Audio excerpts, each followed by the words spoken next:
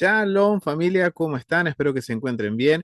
Hoy nos toca cubrir la última porción del libro de Levítico, que es la porción que se llama Bejar Bejucatay, que significa en la mañana y en mis estatutos. Tenemos una doble porción, una doble bendición este Shabbat, de poder estudiar estas dos últimas porciones del libro de Levítico. Así que vamos a comenzar con el estudio. La porción de esta semana nos está hablando sobre en el capítulo 27, me quiero centrar en Levíticos capítulo 27, sobre la consagración de.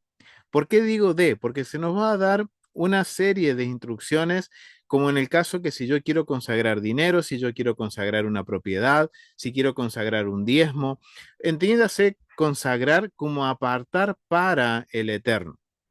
Y aquí esto es bien interesante, o porque se nos da una serie de instrucciones a la hora de estimar valores de lo que uno consagra por un voto, que consagra por un diezmo, por una ofrenda o por una donación. O sea, es bien interesante y me gustaría que pudiéramos analizar un poquito más los mandamientos que están en el capítulo 27, algunos de ellos, pero mm, quiero tomar el Levíticos capítulo 27 como la base para poder entender escritos del primer siglo.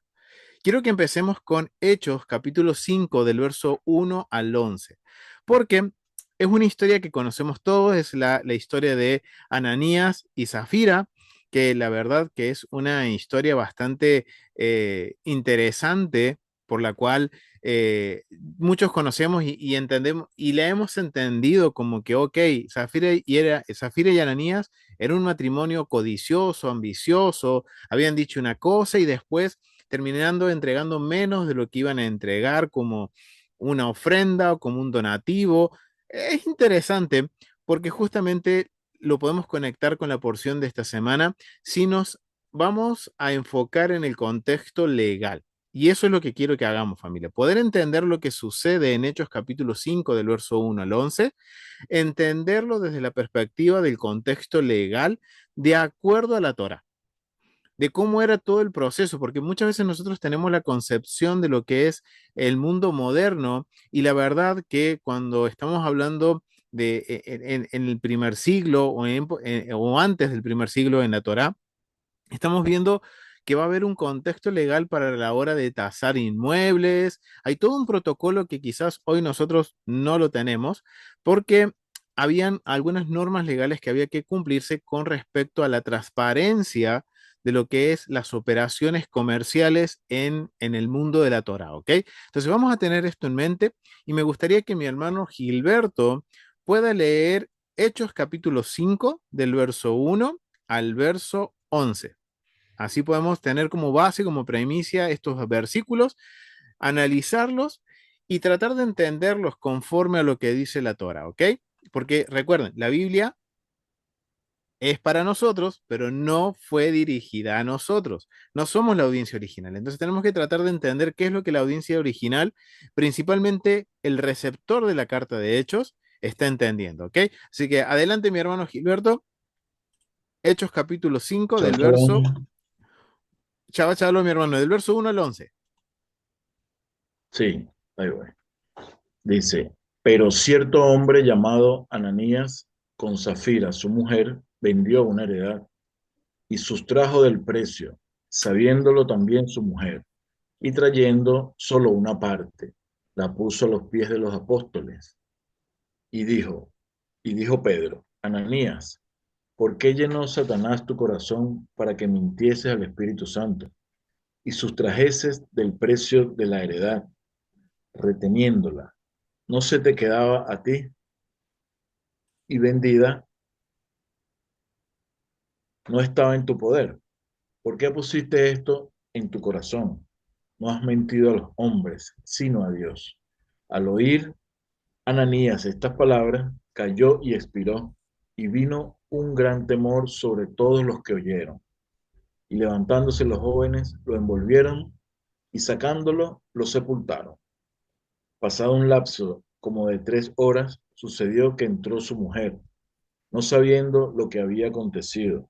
Entonces Pedro le dijo, dime, ¿vendiste en tanto la heredad?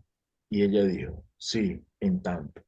Y Pedro le dijo, ¿Por qué convinisteis en tentar al Espíritu del Señor? He aquí a la puerta los pies de los que han sepultado a tu marido, y te sacarán a ti. Al instante, ella cayó a los pies de él y expiró.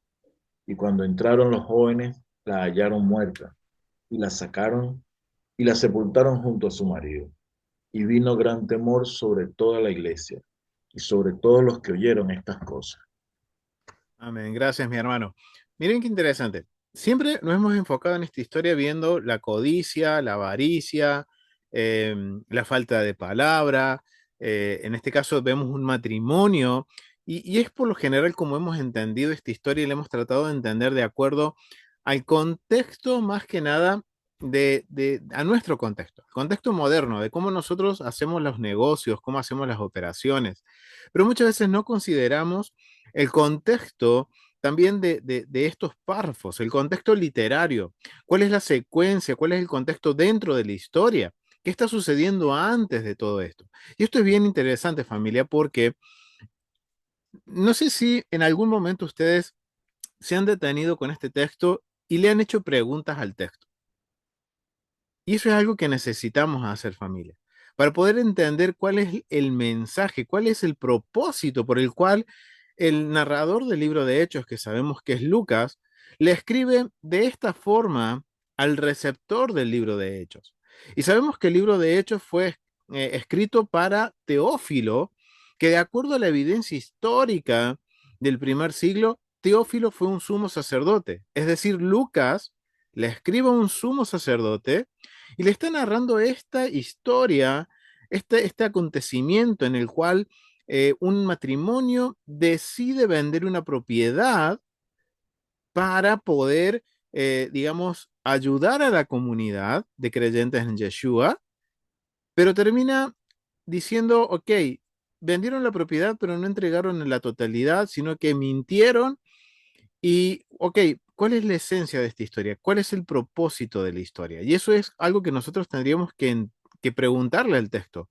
¿Cuál fue el mensaje tanto para el receptor como para la audiencia que estaba viendo la historia en ese momento? Como dice ahí, que la iglesia dice temió, los que escucharon esto temieron en ese momento. Entonces, ¿qué es lo que ellos estaban percibiendo? Recuerden, la Biblia es para nosotros, pero no fue dirigida a nosotros de acuerdo al profesor John Walton. Otra pregunta que le podríamos hacer al texto es, eh, ¿por qué tan severa el castigo? ¿Por qué fue tan severo? Fue una muerte repentina. ¿Cuál fue el motivo? ¿Cuál fue ese motivo? O sea, ¿por qué el Eterno decide que este matrimonio sea caret, cortado? Eso es ser cortado en hebreo. Ser cortado es eso. Es parte de ser literalmente cortados. ¿Por qué? ¿Por qué la severidad en el castigo? Y la otra pregunta es, ¿cómo Pedro? Porque miren, es bien claro el texto que Pedro, cuando se presenta Ananías, creo que era Ananías, sí, Ananías, se presenta Ananías delante de Pedro, Pedro lo confronta y le dice en el verso 3 y dijo Pedro, Ananías, ¿por qué llenó Satanás tu corazón para que mientas al Espíritu Santo y sustrajeras del precio de la heredad? Yo no sé si en algún momento ustedes se preguntaron, porque yo no me lo había preguntado hasta el día de hoy que estuve repasando y me di cuenta de este vocabulario, de esta forma en la que Pedro confronta a Ananías y da a entender como que Pedro sabía de antemano que este hombre había mentido a la hora de decir, yo vendí esta propiedad en este precio, cuando en sí la había vendido a un precio más alto. Entonces, una pregunta que le podríamos hacer al texto es, ¿cómo Pedro sabía de que había mentido? Esas son preguntas que vamos a tratar de responder de acuerdo al contexto legal. Ahora tenemos que prestar atención al contexto legal de cómo se hacían las transacciones, por ejemplo, con respecto a donaciones, con respecto a consagraciones, ya sean para el templo o como ofrendas. Y eso es algo bien interesante porque no era que quedaba algo así a la ligera, sino que vamos a descubrir que en el contexto legal bíblico todo esto se tenía registrado. Entonces, muy probablemente, Pedro, muy probablemente, y vamos a tratar de comprender esto, lo sabía de antemano. Entonces, vamos a descubrir eso, pero también me gustaría que pongamos en contexto esta parte de la historia. Porque para entender qué es lo que está sucediendo, tendríamos que leer los versos del capítulo 4 del verso 32 al verso 37. Vamos a leer eso, mi hermano Javier, puedes leer capítulo 4 de Hechos, del verso 32 al verso 37, mi hermano.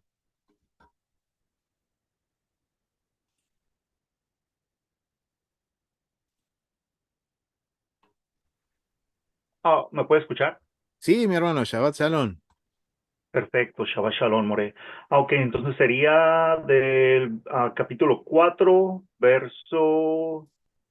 32 al 37. per- Perfecto. Lo voy a leer de la versión, la Biblia de las Américas. Así Ok, dice, Adelante. la congregación de los que creyeron era de un corazón y un alma, y ninguno debía ser suyo lo que poseía, sino que todas las cosas eran de propiedad común. Con gran poder los apóstoles daban testimonio de la resurrección del Señor Yeshua, y abundante gracia había dada sobre todos ellos. No había pues ningún necesitado entre ellos, porque todos los que poseían tierras o casas las vendían, traían el precio de lo vendido y lo depositaban a los pies de los apóstoles, y se distribuía cada uno según su necesidad. Y José, un levita natural de Chipre, a quien también los apóstoles llamaban Bernabé, que traducido significa hijo de consolación, poseyó un campo y lo vendió, y trajo el dinero y lo depositó a los pies de los apóstoles. Amén. Gracias, mi hermano Javier. Miren qué interesante.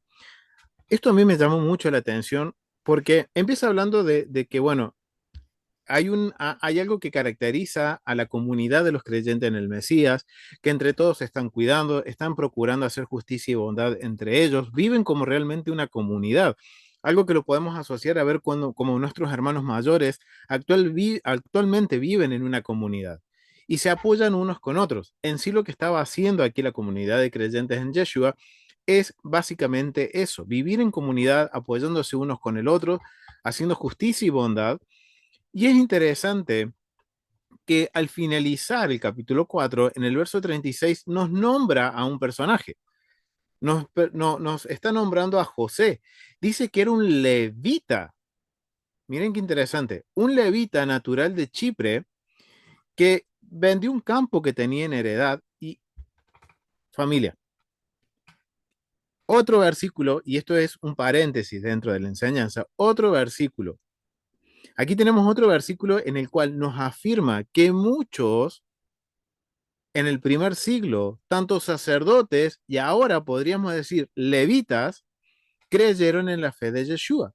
Es más, aquí vemos un levita, es bien claro, dice un levita natural de Chipre, o sea, era un levita que vivía en Chipre, que es una isla que está justamente enfrente de Israel, en lo que es Grecia, y miren qué interesante, dice que era un levita, que creía en Yeshua, y no solo eso, era parte de la comunidad, y él vendió una heredad y la donó el precio de esa heredad a los apóstoles, y los apóstoles lo repartieron dentro de la comunidad para el mantenimiento de la misma. Y justamente después viene la historia de Ananías y Zafira. O sea que el contexto, podemos decir, literario de la historia, estamos hablando de un contexto que está hablando sobre una donación, de cómo se ayudaba a la comunidad en sí con donaciones, cómo las administraban. Obviamente, familia, que vamos a ver que hay un vocabulario que está faltando, ya que recuerden que esto fue dirigido, la carta de Hechos, a un sumo sacerdote de acuerdo al contexto histórico.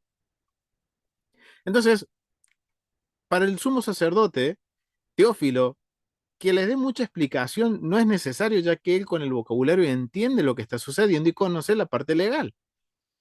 Y por eso se resalta en la historia de Ananías que Pedro, o podemos ver cómo se destaca como Pedro, él sabía. ¿Por qué? Porque hay procesos legales por la cual, por ejemplo, este levita tuvo que hacer pasar su heredad para después presentar este donativo dentro de la comunidad de los creyentes en el Mesías. Había todo un proceso judicial, un proceso legal y administrativo.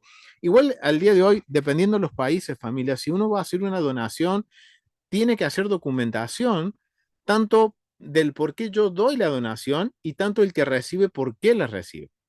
Porque hay países como por ejemplo aquí en Argentina tenemos lo que se llamaba el AFIP, ahora se llama ARCA, una entidad que controla los movimientos financieros de los habitantes del país, como por ejemplo está la DIAN en Colombia. Entonces, ante estas entidades, uno tiene que presentar cierta documentación para justificar los fondos, de dónde provienen y por qué los envío a tal lugar. Pues, ¿saben qué, familia? En la Torá tenemos algo similar, en donde todo esto está relacionado con qué, con el contexto legal, y si estoy hablando de contexto legal, familia, estamos hablando que está relacionado con el Sanedrín, y que todo esto era información pública cuando se trataba de donaciones o votos, como dice en el capítulo 27 de Levítico. Entonces, vamos a ir ahora, tengamos en mente todo esto, y vamos ahora a Levíticos capítulo 27. Y vamos a tratar de entender los mandamientos y después vamos a volver de nuevo, teniendo la base de los mandamientos, a Hechos capítulo 5. Así que vamos a ir a Levíticos capítulo 27. Mi hermano Gilberto, cuando puedas leer del verso 1 al 13 de Levíticos 27.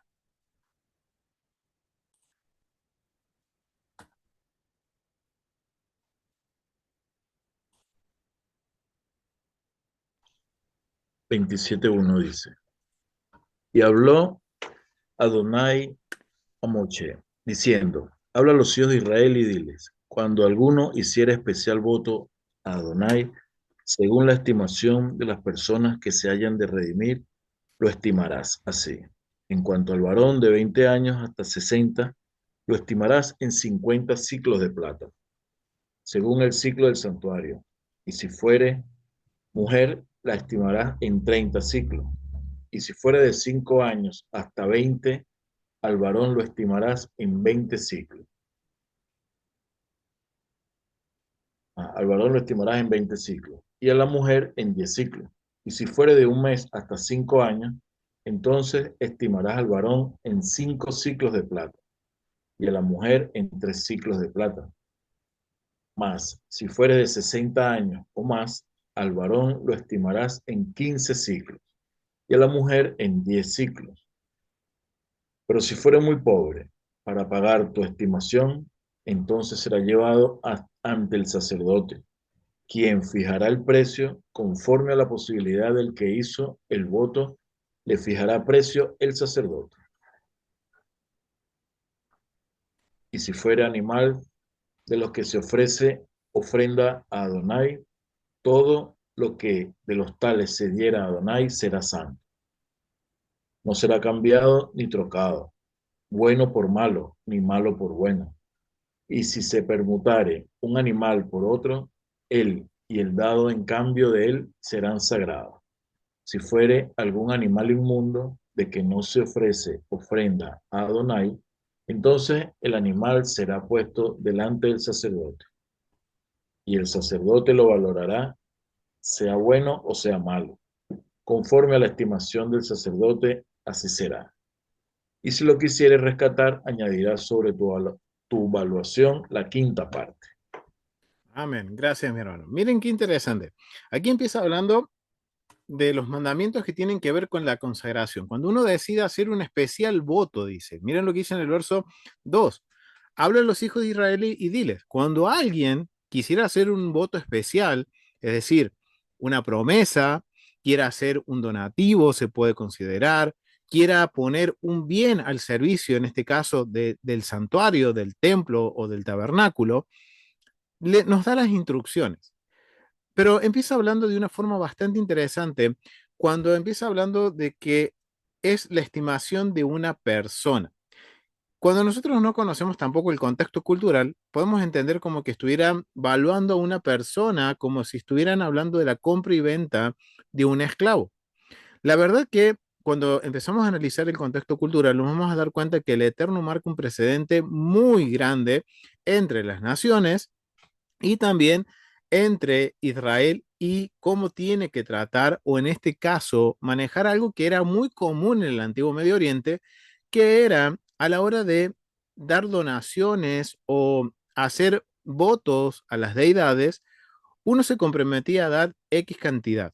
Y muchas veces era a través de lo que valía una persona, o en el antiguo Medio Oriente estamos hablando de lo que valía un esclavo, y estos precios eran variantes de acuerdo a la edad de la persona, si era fuerte, no era fuerte, si estaba enfermo, si era sano, si le faltaba una mano, si le faltaba la otra, o sea, era muy variable. Pero el Eterno está marcando un presente cultural muy grande. Y para eso me gustaría compartirles esto, familia, que tiene que ver con el contexto cultural para entender, porque esto es parte también de lo que sucedía con las propiedades. Lo mismo que sucede aquí, porque dice que hay, miren, lo que dice que quien da los valores es el sacerdote quien va a poner un valor. Dice en el verso 8, dice, si una persona fuera muy pobre para pagar tu estimación, o sea, quiere decir que hay una tabla. Esta tabla ya tiene valores determinados. Pero si llega el caso en el cual la persona no puede pagar esos valores, entonces ahí va a intervenir que un sacerdote. Ok, si estamos hablando de que interviene el sacerdote, contexto legal, hemos estudiado el Tratado Sanedrín, tiene que intervenir el Sanedrín. Ahora la pregunta es, ¿cuál de los tres cuerpos judiciales de Israel tiene que intervenir aquí? Es una pregunta que quiero que la piensen mientras tratamos de establecer este precedente, familia. Entonces, tienen que presentarse al sacerdote, el sacerdote va a hacer la estimación y lo que diga el sacerdote, eso es lo que debe pagar la persona que hace un voto especial diciendo, ok, miren, yo voy a hacer un voto por lo que vale tal persona. Pero no es como esclavos. Miren, vamos a ir a lo que es el contexto cultural para entender un poquito más esto y después vamos a leer el mandamiento, porque ahí es un poco más claro qué es lo que el Eterno quiere que el pueblo haga, ¿ok? Miren, esto proviene de Sonderberg Ilustrado, comentarios bíblicos del contexto cultural, Sonderberg Ilustrado. Dice, dedicaciones a la esfera de la santidad. O sea, estamos hablando de cosas que se apartan, ya sea para el servicio de Dios en el templo o que se apartan para el Eterno y no se entregan podemos decir, al templo, sino que son donaciones o cosas que yo puedo decir, ok, yo este objeto o este monto de dinero lo voy a consagrar para Hashem y le voy a dar este uso para traer gloria y honra al Eterno. Bueno, eso es lo que está pasando aquí. Tengan en mente eso. Vamos a leer un poquito sobre el contexto cultural. Si alguien hace un voto especial, un israelita podía hacer una ofrenda votiva, o sea, es decir, una ofrenda voluntaria al Señor, ya sea, uno, con la esperanza de una bendición divina futura, o dos, con un cumplimiento o por el cumplimiento de una promesa de presentar la ofrenda después de haber recibido un favor divino. Quiero invitarte a que vayas y veas un estudio que se llama El voto de Pablo, en donde hablamos justamente un poquito más a profundidad sobre los mandamientos que hay sobre hacer un voto y del por qué una persona hacía un voto, como por ejemplo el voto nazareo. Y obviamente es bien interesante ver que es cuando una persona está en una situación de suma necesidad, que solamente el Eterno puede traerle respuesta. Entonces, tengan eso en mente y es una decisión voluntaria de las personas de hacer esa ofrenda. Entonces, dijimos que puede ser que tiene que ser aquí una donación y que puede ser porque está pidiendo una bendición futura o porque ya ha recibido la bendición y ahora está mostrando el agradecimiento y su reciprocidad con el hacedor del milagro, ¿ok? Ambos tipos de acuerdos voluntarios con deidades, ya sea antes o después de recibir bendiciones divinas, tienen paralelos en otras culturas del antiguo cercano oriente.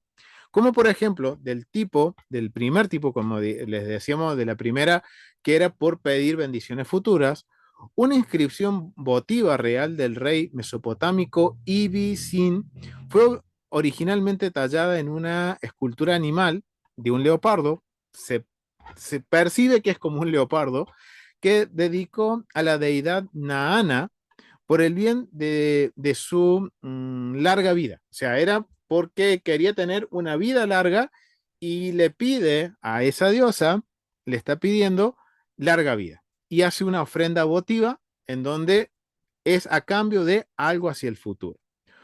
Una promesa condicional hitita para dar una ofrenda votiva del tipo 2, o sea que el tipo 2 es cuando alguien recibe la respuesta divina, entonces paga, o podríamos decir, sí, cumple, más que pagar, cumple con lo que le había prometido. Y aquí tenemos un escrito mesopotámico que habla, hitita, perdón, que habla sobre esto y dice, la reina hizo el siguiente voto, en nombre del príncipe real, el rey Isúa.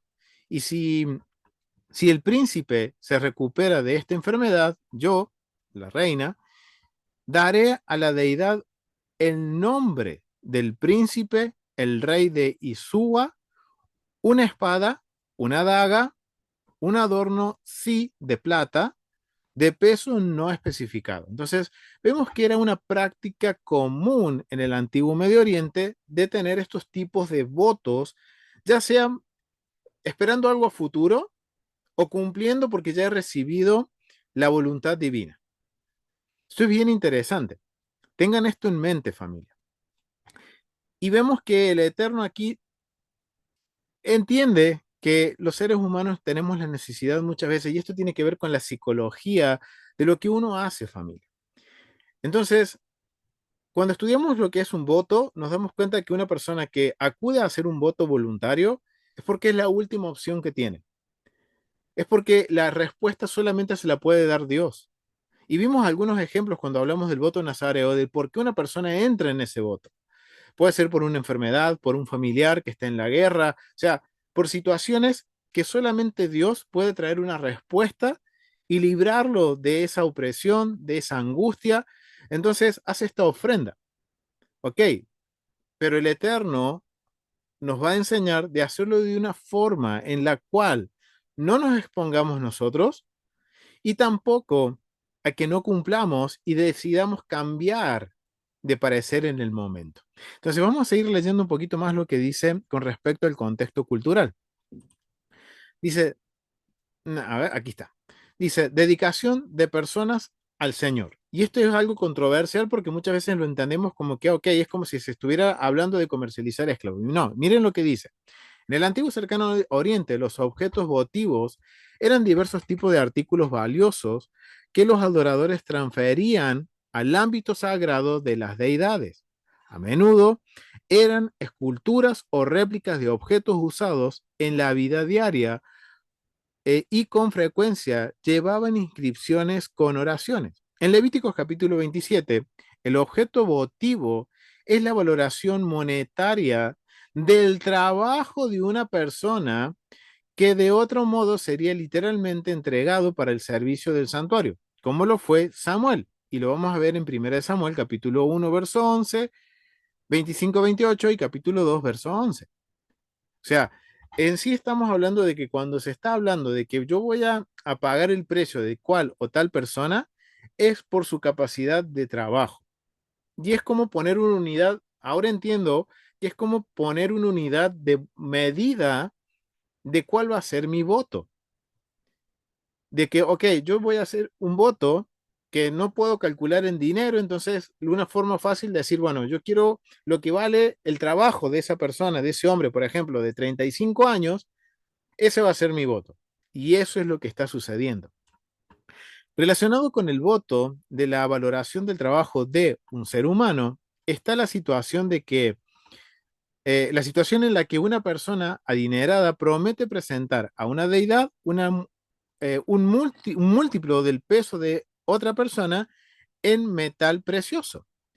En una epopeya ugarítica, y aquí tenemos algo que se encontró en lo que es el contexto arqueológico, en una epopeya ugarítica, el rey Kirta promete dar a la diosa, a Tiratu, el doble del peso de la princesa Uraya en plata y el triple de su peso en oro si logra tomarla como esposa. Miren qué interesante. Era un vocabulario. Lo que estamos viendo en Levíticos capítulo 27 es algo que era común en el antiguo Medio Oriente. con respecto a los votos, de cómo se hacían los votos. Ahora, miren qué interesante. En el antiguo Medio Oriente no había una regulación para eso. Cada uno hacía el voto como le convenía, como le parecía y de acuerdo a su necesidad. Y esto muy probablemente podía llegar a que las personas entraran en bancarrota, porque no podían cumplir con ese voto. En cambio, el Eterno marca un precedente contracultural muy grande, familia. ¿Por qué? Porque si vemos en Levíticos 27, en lo literal del texto, dice, ok, una persona puede hacer un voto, pero si se sabe que esa persona no va a poder cumplirlo porque es pobre, ¿qué sucede? El sumo sacerdote, no el sumo sacerdote, perdón, me corrijo, un sacerdote va a intervenir en esa transacción y va a hacer una estimación de acuerdo a lo que la persona puede pagar y eso es lo que es, la persona está sujeta a pagar si cumple con su voto. Una gran diferencia que algo que no sucedía en el antiguo Medio Oriente. Por ende, todo esto tiene que pasar por el Sanedrín, tiene que pasar por la corte y no solo eso, también se tiene que dejar todo por escrito y es algo público, familia. Tengan en mente eso. Entonces, ahora entendemos que el Eterno está marcando un precedente contracultural muy grande, en donde vemos que el Eterno dice, ok, esto es algo común en el Medio Oriente, algo que es legal, que lo hace todo el mundo, no está excepto que los israelitas lo hagamos. Entonces dice, le vamos a dar una normativa para que se marque una diferencia contracultural y principalmente se marque una diferencia en el cual no se tampoco se exponga la debilidad, podríamos decir, o la dignidad de la persona. Porque miren, cuando yo voy al mandamiento, hay algo que a mí me llamó mucho la atención. Cuando vemos el mandamiento, vamos a ver que el Eterno no pone el valor de la persona como se haría en el antiguo Medio Oriente con respecto a lo que vale un esclavo al momento que se hace el voto. Que obviamente es como hablar de hoy de divisas como el dólar, el euro, que suben y bajan. No, no. En Israel no sucedía así. Ya el Eterno nos dice en el Levíticos capítulo 27 cuánto es lo que se tiene, una tasación fija, ya hay un valor fijo. Y miren, vamos a ir al mandamiento, que es el mandamiento 350, que se encuentra en capítulo 27, verso 2. Dice el mandamiento, la esencia, es un mitzvot que una persona que prometió donar la valoración de una persona, de la cantidad fija, de acuerdo con la categoría de cada persona según lo prescripto por la Torá. O sea, aquí no hay cotización de acuerdo al mercado, sino que es un valor fijo que la Torá, el Eterno, porque recuerden cómo empieza el capítulo 27, dice, Adonai le dijo a Moisés que le diga a los hijos de Israel todas estas instrucciones. Ahora vemos que es un precio fijo, de acuerdo a las categorías de personas que da el listado la Torá. Ley del mandamiento. Si una persona dice, prometo dar al Beit Hamidash, al templo, mi propia valoración, o prometo la valoración de este y de esta persona, debe darle al Cohen la cantidad de dinero de acuerdo con la edad de la persona, como sigue. Un mes a 5 años, por un niño se paga 5 shekels, por una niña 3 shekels. Podemos decir aquí, dice, de 5 a 20 años, por un niño, 20 shekel, por una niña, 10 shekel. Por una persona que está de 20 a 70 años, por un hombre, 50, por una mujer, 30. De 70 en adelante, de 60 en adelante, por un hombre, 15 shekels, y por una mujer, 10 shekels. Miren lo que dice. Si uno se compromete a dar el valor de un niño menor a 30 días, no paga nada, porque no se sabe con certeza si el niño vivirá. Todas las donaciones, vocabulario importante en el mandamiento, todas las donaciones por el valor de la persona se destinarán a la reparación del Beit Hamidash. Hoy en día, quien se compromete a donar la valoración de una persona debe desechar la cantidad fija en el mar o en el océano. Todos los valores tenían que pagarse en moneda de shekel, por lo que cada shekel era de 6 dracmas de plata pura, en ese momento en el cual se da la interpretación del mandamiento. Perspectiva del mandamiento. Los valores establecidos por la Torá no reflejan el valor de una persona como esclavo, sino que son decretos de Hashem que ya los estableció. O sea, esto, de acuerdo a la sabiduría, marca que el Eterno está cuidando la dignidad de la persona. No importa si ese hombre, vamos a poner por ejemplo, un hombre o una mujer de entre 20 y 35 años, que digamos es la edad productiva, más productiva de una persona, si una persona que tiene alguna deficiencia, no importa, se va a pagar ese precio, no hay variación, es un precio fijo y para todos es igual. Y se tiene que mantener esa regla. La única forma de que varíe ese precio es que si la persona que hace el voto está en una situación de pobreza, entonces el sacerdote va a intervenir, voy a hablar en términos legales, el Beit Din, o sea, la corte va a intervenir y va a decir, señor, usted quiere hacer este voto, pero sus condiciones económicas no le permiten pagar lo que vale un hombre de entre 20 y 60 años. Usted solamente puede pagar lo que vale un hombre entre, vamos a decir, entre un año y 20 años. Y de esa forma, miren qué interesante, cómo el Eterno está guardando la dignidad de las personas a la hora de darle un valor. Esto nos enseña que para el Eterno todos tienen el mismo valor. Y no solo eso, sino que también está guardando a la persona que hace el voto de no endeudarse o entrar en una situación de default, una situación de quiebra por cumplir el voto. Y por eso tienen que intervenir el Beit Din. Ok, mantengo la pregunta. ¿Cuál es el Beit Din que se encarga de todo esto, familia? Pueden ponerlo en el chat. Yo lo voy a leer enseguida, pero vayan poniéndolo en el chat si saben cuál es el Sanedrín, o mejor dicho, la corte que va a dirimir todos estos casos comerciales. Pueden ponerlo en el chat mientras tanto, familia, mientras seguimos buscando más información. Entonces, miren qué interesante. Hasta aquí vamos viendo que los votos era algo muy importante y que ya el Eterno nos da una regla, nos da una instrucción específica y no solo eso, ya entra en el ámbito legal. Ahora mantengamos esto en la mente también en Hechos capítulo 5. ¿Por qué Pedro le dice a Ananías, por qué mentiste? ¿Cómo sabía Pedro de que Ananías había vendido la propiedad en un valor y cuando se presenta delante de ellos, les da menos de lo que vale la propiedad, de lo que él había vendido la propiedad? ¿Por qué? Porque todo esto estaba en registros legales. Mire, vamos a seguir también algo bien importante que tenemos que tener en cuenta, es el verso 10 del capítulo 27. En el verso 10, capítulo 27, nos dice que nadie puede modificar esto. Cuando uno hace un voto, no lo puedo yo ni cambiar, no puedo hacer nada de eso. Miren, verso 10 dice, no será cambiado ni trocado, bueno por malo ni malo por bueno. O sea, si yo ofrecí algo bueno y después me arrepiento y bueno, voy a dar algo de menor valor, no puedo hacerlo. Tengan esto en mente en la historia de Hechos, capítulo 5. Ni tampoco puedo hacerlo que, bueno, ok, cuando yo hice el voto, di algo de menor valor, algo malo, y ahora como me fue bien, voy a dar algo bueno. Tampoco lo puedo cambiar, tampoco lo puedo hacer. Miren qué claro es el mandamiento. No será cambiado ni trocado.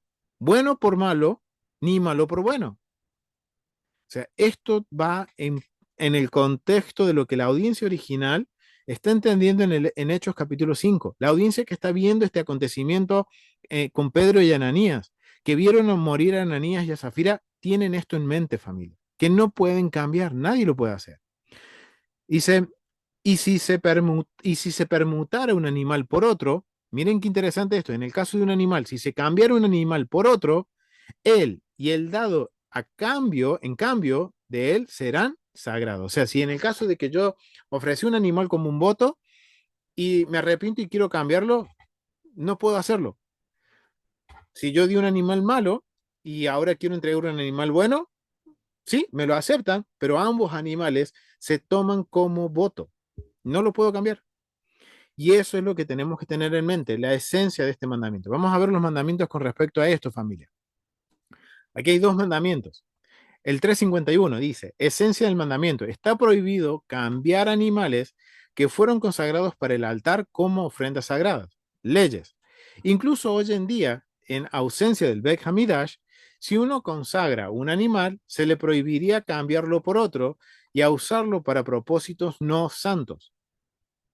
¡Wow!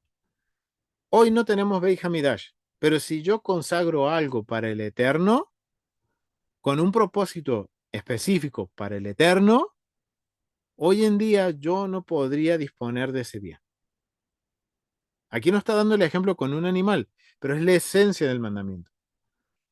Miren, incluso hoy en día dicen las leyes, en ausencia del templo, si uno consagra un animal, consagra un dinero, consagra una propiedad para el Eterno, se le prohibiría cambiarlo por otra y o usarlo para propósitos no santos. O sea, que yo no lo puedo usar para un propósito secular. Por ejemplo, yo digo, este animalito lo voy a entregar, lo voy a separar para el Eterno. Yo no puedo sacar provecho para mí mismo de ese animal. Es del Eterno y lo tengo que dejar ahí. No lo puedo tocar, no puedo venderlo, no puedo cambiarlo, no puedo sacar provecho para mí mismo. Eso es lo que está queriendo decir la ley del mandamiento. Perspectiva. El propósito del mitzvot era inculcar un sentido de respeto y reverencia para lo sagrado. La santidad de los objetos sagrados no debe ser alterada. Mandamientos 352. Si la esencia del mandamiento es si uno transgredió la misma anterior y consagra un segundo animal a cambio del primero, ambos animales se vuelven sagrados. Ok, aquí estamos entendiendo un poquito mejor con respecto a lo que es este mandamiento de que no se puede cambiar. No puedo quitar ni agregar valor. Lo que yo me comprometí, lo que yo dije con mis labios, me sujeté con mis labios a consagrarle al Eterno, es lo que tengo que hacer. No puedo cambiar de opinión y no hacerlo. Ese es el trasfondo de Hechos capítulo 5, familia. No es solamente, o sea, es parte lo que hemos aprendido de que es la arrogancia, la codicia, es parte, sí, pero en sí lo que el Eterno ahora estamos entendiendo, el mandamiento y cómo es todo este protocolo de la consagración, estamos entendiendo que entonces es algo muy importante y no solo que es importante, sino que también es algo que yo no puedo cambiar de parecer. Lo que dije tengo que cumplirlo, no lo puedo variar. Entonces esto ya entra en un contexto legal. Ahora, la pregunta era que le había dicho yo en cuál de los Sanedrín o cuál de las Cortes Supremas se encarga de dirimir estos casos, podríamos decirlo, económicos, y que daban las tasaciones o valuaciones, ya sea de una persona, de un animal o de una propiedad. Ok, miren las funciones de los jueces. No solo tenían que dirimir la justicia a través de la Torá, sino que también eran peritos, podríamos decir, tasadores, que tenían que tasar un bien, tenían que tasar a una persona, tenían que tasar un animal. ¿Y quién lo hacía? Acá dice, mi hermano dice el Sanedrín de 71. Y quizás, tal vez, mi hermana dice el Sanedrín de 3. Puede ser. Bueno, vamos a ver y vamos a ir entonces ahora sí un poquito a hablar del contexto legal. O sea, ya tenemos en mente el mandamiento, la esencia del mandamiento, que esto lo vamos a necesitar para relacionarlo con Hechos capítulo 5 y entender por qué el Eterno toma la decisión de decir que en el momento Ananías y Zafira mueran, porque entraron en un ambiente de, digamos, como decía el mandamiento, ¿cómo se llama? Aquí el mandamiento dice, de profanar lo santo, de alterar el valor, el orden de los utensilios santos, de los consagrados, de los sagrados, de lo que uno aparta.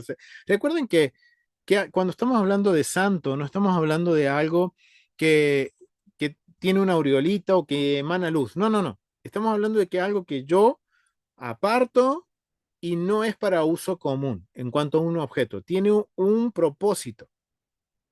Y esto va a ser un propósito que yo digo, ok, esto yo lo consagro para Hashem, ok, eso tiene que usarse para Hashem y no lo puedo usar en otro ámbito. Eso es lo que estamos hablando. Y cuando hablamos de espacios sagrados, ya entramos en un término legal bastante interesante, familia.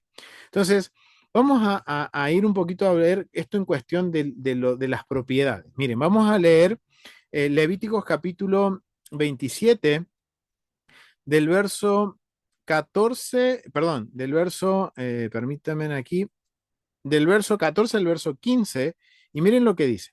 Permítanme que les comparto aquí la pantalla.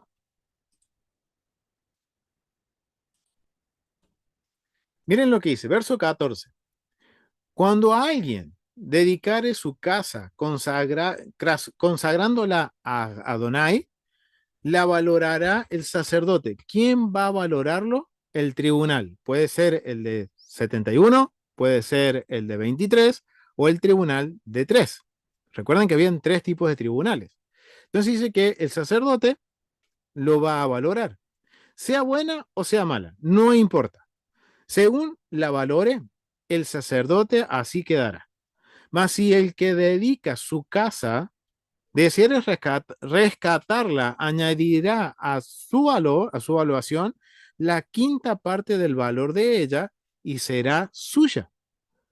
Este es el caso, familia, de Ananías y Zafira. Presentamos el caso de Ananías y Zafira delante de la corte, familia. Aquí está la Torá, el mandamiento, la instrucción que dice que cuando alguien dedique su casa a Hashem, no importa si lo pone a servicio del templo, si se lo va a dar de ofrenda a un Kohanim, si lo va a usar como una donación en nombre de Hashem, no importa el uso que le dé, sino que se apartó para usar y traer gloria y honra al nombre de Adonai. ¿Quién lo valorará? El sacerdote. La casa puede estar en buenas condiciones o no, no importa. El sacerdote la valorará, pondrá el precio y la persona tiene que cumplir con ese voto. Si esa persona se arrepiente, lo que tiene que hacer es rescatarla, redimir esa propiedad pagando el valor que el sacerdote estableció más un 20%, la quinta parte.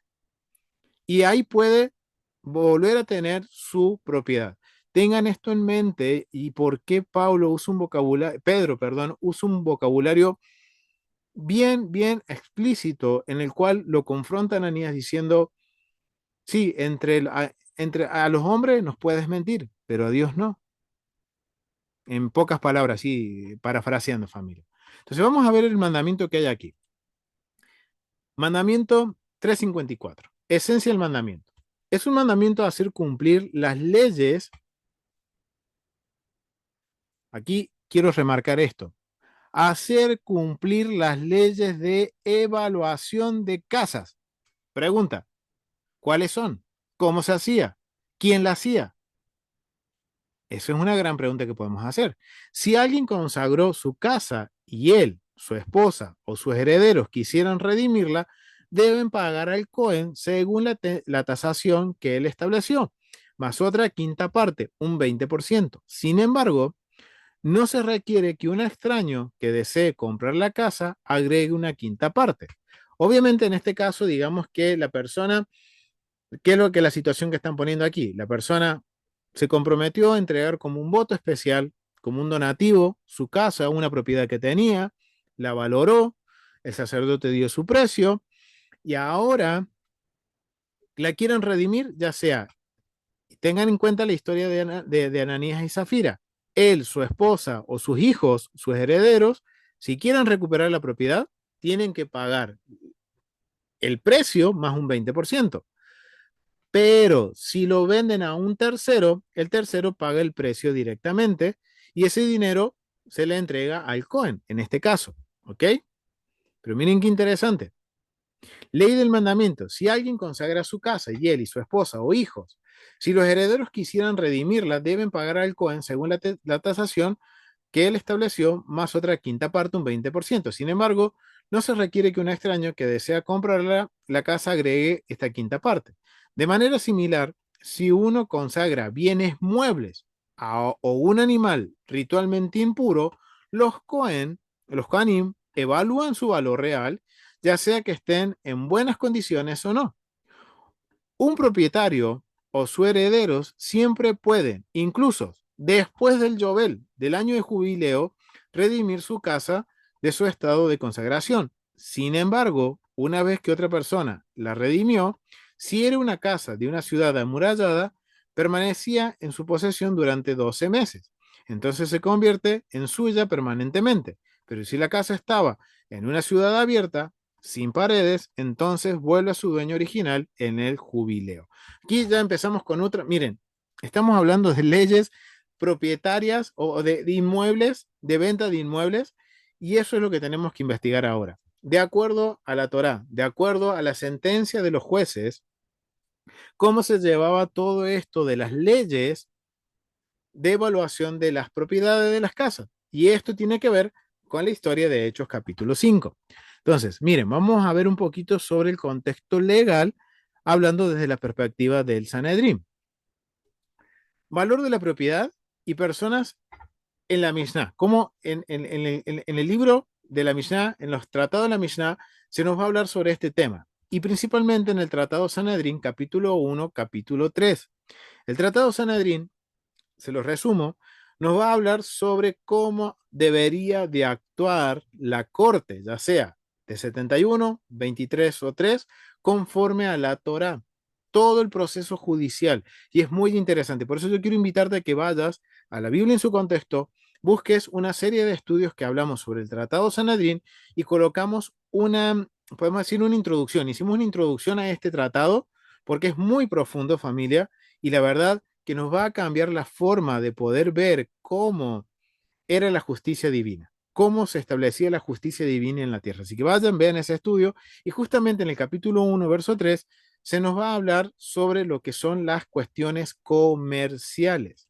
Miren lo que dice. En el Sanedrín, en el Tratado Sanedrín, capítulo 1, verso 3, la Mishnah establece el número de jueces necesarios para diferentes tipos de valoraciones. Frutos de cuarto año y segundo diezmo de valor desconocido era juzgado por una corte de 3 jueces. Las propiedades consagradas para redención por 3 jueces. Valoraciones de bienes muebles, 3 jueces. Aunque Rabí Yehudá sostiene que uno de ellos debe ser un sacerdote. O sea que para Rabí Yehudá, la corte de 3 debía estar formada por un sacerdote, un levita, un príncipe de Israel o un hombre de Israel. Valoración de tierras consagradas. Se requieren 9 jueces y un sacerdote. Valoraciones de personas. En el contexto del voto, que es lo que recién hablábamos, se aplica el mismo procedimiento que para la tierra, es decir, 9 jueces y un sacerdote. Miren qué interesante. No era así una cuestión, bueno, es lo que a mí me parece. No, había que pasar por un proceso judicial. ¿Cómo era este procedimiento? La Mishnah también aborda los procedimientos para llevar a cabo valoraciones y las documentaciones asociadas. ¡Wow! Y aquí entra esto, familia, de por qué Pedro sabía el valor de la propiedad. Porque dice la Mishnah, el contexto legal, que había documentación que estaba asociada a este tipo de transacciones. Carta de valoración. Según el tratado Moed Catán 3.3, esta carta era redactada por el tribunal cuando se valoraba propiedades y se transferían al acreedor. O sea, si yo voy a vender mi propiedad, ¿a quién iba? A la Corte Suprema, establecíamos el precio, la valoración, no, el acta de valoración la hacía el sacerdote y dice que esta propiedad se le transfería a la persona vendedora, compradora o al acreedor. Se permitía su redacción incluso durante los días intermedios de las festividades, destacando su importancia legal y práctica. Ok. Evaluaciones de propiedades de huérfanos. La Mishnah en el Tratado Arcajín 6.1 establece que la valoración de las tierras de huérfanos debe anunciarse durante 30 días consecutivos, tanto por la mañana como por la tarde, para organizar una venta, para garantizar una venta justa y pública. Todo esto proviene de la enciclopedia judía del término transacciones. Esa es mi fuente, familia. Esa es la fuente que estoy usando, que me está ayudando a complementar y entender cómo estos tratados o cómo estos puntos de los tratados se aplican legalmente. O sea, miren, familia, la justicia de Dios siempre está buscando de proteger al más desfavorable. al que esté en situación de vulnerabilidad. Miren lo que hacían. Tenían que garantizar que una venta justa y pública. Y esto es algo que tenemos que tener en cuenta, familia. Prácticas judiciales y métodos de valoración. El Talmud y otras fuentes rabínicas proporcionan detalles adicionales sobre las prácticas judiciales relacionadas con la valoración. Número de tasadores. Generalmente se nombraban 3 tasadores, eran los 3 jueces, para valorar propiedades. Si 2 de ellos coincidían con la valoración, se aceptaba su estimación.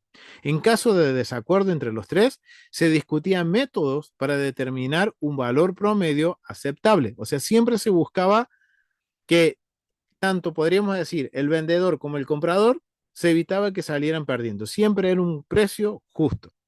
Consideraciones de mercado. Se tenían en cuenta la temporada del año y el estado del mercado inmobiliario a realizar valoraciones.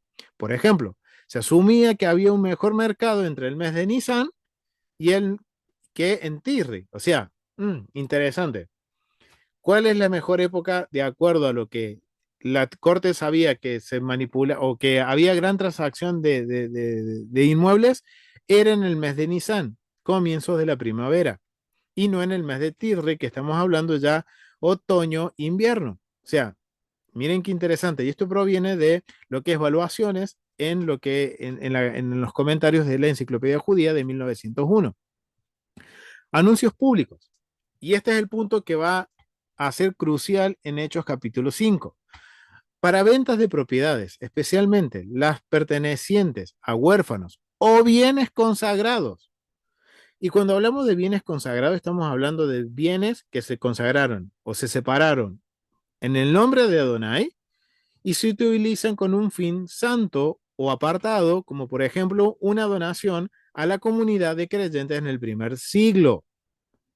Ese es el contexto legal de Hechos capítulo 5. Dice, o bienes consagrados, se realizaban anuncios públicos detallando las características de la propiedad y su valoración, permitiendo así una venta transparente y justa.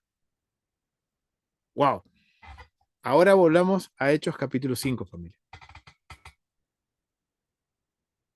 Ahora cuando volvemos a Hechos capítulo 5, entendemos por qué Pedro sabía, muy probablemente, Pedro había escuchado públicamente de la tasación de la propiedad de Ananías y Zafira. Y Pedro está confrontando a, a Ananías y a Zafira con respecto a esta valoración. Porque todo esto, familia, estas normativas reflejan la meticulosidad del sistema judicial y que el Eterno siempre está buscando que dentro del pueblo las cosas se hagan con transparencia y que sean justas. Y aseguraban la equidad dentro de la comunidad. Recuerden, por eso leímos capítulo anterior, los últimos versos del capítulo 4, en donde se nos está dando el ejemplo de un levita que era oriundo de Chipre. Familia, un levita tenía propiedad, tenía herencia, tenía alguna obligación el levita. Eso es algo que también tenemos que preguntarnos, ¿por qué se aclara de que era un levita? Y se nos pone el ejemplo, miren, de un levita que vende su campo, su heredad, y entrega el 100% de la valoración a la comunidad para ayudar a la comunidad de creyentes en el Mesías en Jerusalén. Y después tenemos el caso de una Ananías y una Zafira que a pesar de que legalmente, ahora entendiendo cómo funcionaba todo esto en el primer siglo, que se había hecho pública la venta de su propiedad, que se había hecho público el valor de la propiedad, ellos toman la mala decisión de decir, nos dieron muy buen dinero por esta propiedad, no pensábamos que no íbamos a durar. Y esto es, familia, no lo dice la historia, pero más o menos estoy tratando de entender lo que sucedía en la cabeza de Ananías y Zafira. Entonces, muy probablemente, obviamente, la codicia dijo, ok, voy a darles menos. Y por eso Pedro, cuando volvemos a Hechos capítulo 5, vamos a volver a Hechos capítulo 5, familia, Hechos capítulo 5. Pedro confronta en el verso 4. Miren lo que le dice. Y miren cómo lo confronta. Verso 3, vamos a leer el verso 3. Y dijo Pedro, Ananías, ¿por qué llenó Satanás tu corazón para que mientas al Espíritu Santo y sustrajeras el precio de la heredad? Reteniéndola, ¿no se te quedaba a ti? O sea, le estaba diciendo, si no querías venderla, si no querías venderla, entonces, ¿por qué tomaste esta mala decisión? Porque había todo un mecanismo para que pudiera venderla, o mejor dicho, pudiera redimir esa propiedad. Y no solo eso, de que no llegara a la situación que llegó. Y Pedro conoce la ley y está hablando en un vocabulario que el sumo sacerdote Teófilo entiende y está diciendo, ok, Pedro conocía, se cumplió todo de acuerdo a la ley, se hizo, y Pedro le está diciendo, si no la querías entregar, ¿por qué no la redimiste? Ok, para redimirla tenía que pagar un 20% adicional. Y si no se quedaba a ti y vendida, no estaba en tu poder, ¿por qué pusiste esto en tu corazón? No has mentido a los hombres, sino a Dios. Y ahí está confrontándolo directamente con la intención del por qué hizo las cosas. No sabemos cuál fue la verdadera intención, por qué Ananías y Zafiras combinaron entre los dos como matrimonio a tomar esta mala decisión. Pero había toda una estructura legal que públicamente habían quedado expuestos. Y ahora entendemos por qué el juicio, o podemos decir las consecuencias, fueron inmediatas. Porque al consagrar algo para Hashem, ya que hay algo bien interesante, cuando nosotros leemos el capítulo 4, del verso 32 al verso 37, se nos está mostrando a la comunidad del Mesías como esa comunidad perfecta, como un microcosmo de lo que era el jardín del Edén, familia, en donde prevalecía la justicia, la bondad, la equidad, y era un ejemplo a seguir para muchas personas dentro de Jerusalén y fuera de Jerusalén. Ahora entiendo por qué se nos nombra un levita que vivía, que era de Chipre. Y aparte, un levita, que cuando nosotros leemos en la Torá, un levita no tenía heredad, no tenía propiedades, pero de lo que él pudo tener, de lo que tuvo, él dijo, ok, como creyente en el Mesías Yeshua, un levita vendió su propiedad, la entregó el valor completo y los puso a los pies de los apóstoles para ayudar a la comunidad. Wow. Entonces, ahora la historia de Ananías y Zafira no es solamente quedarnos en la codicia o en el egoísmo o en la mentira, sino que va más allá de todo eso, familia. Va más allá porque ahora nos llama la atención de cuando uno habla y dice cosas que quizás no las teníamos claras, pero diríamos, muchas veces hemos dicho, tal cosa la voy a hacer, no voy a poner si voy a dar dinero, una propiedad, no, no. Vamos a ir a la esencia. La esencia es cuando alguien consagra algo, ya sea de acuerdo al mandamiento, a la esencia de los mandamientos, una propiedad, un bien material, dinero, tiempo, para hacer algo para Hashem, yo no puedo cambiar eso. Yo no puedo estar diciendo, oh, bueno, sí, voy a hacer este voto porque necesito que Dios me dé una mano, pero cuando Dios cumple, no importa, no lo voy a hacer. Dios entiende mi corazón, sabe lo que yo hay en mi corazón y sabe que yo no voy a poder cumplirlo. Familia, ¿qué nos enseña todo esto? Que con lo que hemos hablado ya nos hemos sujetado a un convenio, nosotros mismos nos hemos atado a cumplir con algo que le hemos dicho a Hashem que vamos a hacer. Entonces, yo creo que es una invitación, familia, esto a que meditemos ahora y cuidemos nuestro vocabulario y que seamos conscientes ahora de realmente de lo que estemos por hacer, que realmente lo podamos cumplir, que podamos decirle al Señor, ok, yo dije que iba a hacer esto por ti, Señor, o voy a tomarme este tiempo para hacer esto, o lo que fuese. Ok, familia, tenemos que hacerlo. Esa fue, podemos decir, entendiendo el contexto legal, la esencia del mensaje que recibió Teófilo, y no solo Teófilo, sino que también los que estaban con Ananías y Zafira en este momento y Pedro cuando entregaron el valor de la propiedad. Porque dice, que llama mucho la atención, dice que los que estuvieron ahí tuvieron temor. Dice que tuvieron temor.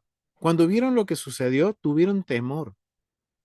Dice en el verso 11, y vino gran temor sobre la comunidad, sobre la congregación y sobre todos los que oyeron estas cosas. Porque sí, uno a buena y primera juzga que Ananías y Zafira eran codiciosos, mezquinos, pero hay algo más detrás, familia, que es cuando nos metemos en las cosas santas y que muchas veces nosotros mismos consagramos tiempo, consagramos cosas con nuestros labios para el eterno. Y cuando nos metemos en estas cosas santas o violamos el espacio sagrado, hay grandes consecuencias. Y por ende, nos tenemos que ahora y le demos gracias al Eterno por poder aprender todos estos detalles de familia con respecto al contexto legal. Ahora entienden por qué es importante estudiar el templo, estudiar las leyes, estudiar cómo funcionaban las cortes, porque todo eso nos ayuda a entender el corazón del Padre y que quiere que se asegurarse que dentro de la comunidad, dentro del pueblo de Dios, todo se haga con justicia, rectitud y transparencia. Wow, mucho por seguir aprendiendo, familia. Quizás es otra forma o una forma más profunda de entender los acontecimientos del libro de Hechos, capítulo 5. Y qué interesante poder ver cómo el Eterno en todo momento, Él quiere hacer justicia y bondad y siempre está resguardando a las personas, a los más débiles, para que no cometan errores. Como vimos en la tasación de una propiedad de un huérfano. Se tiene que hacer con tiempo, se tiene que hacer el precio justo, garantizar que el precio justo, para no dejar desamparado a ese huérfano al 100%. O si una persona, por una necesidad extrema, se está por meter en un voto y no está midiendo las consecuencias, están los Kohanim, está la corte para interceder y decir, mire, usted no puede hacer ese voto, usted está en una situación de angustia, está en una desesperado, no tome malas decisiones en la desesperación. Usted su bolsillo le da para esto y bueno, entonces eso es lo que está haciendo el Sanedrín. No le está impidiendo hacer el voto, sino que su voto sea acorde a lo que la persona puede. Y en este caso, vemos a Ananías y Zafiras que tomaron una decisión incorrecta. Porque como dice Pedro, Satanás, el opositor, el adversario, la mala inclinación les hizo tomar una mala decisión y decir, voy a dar menos.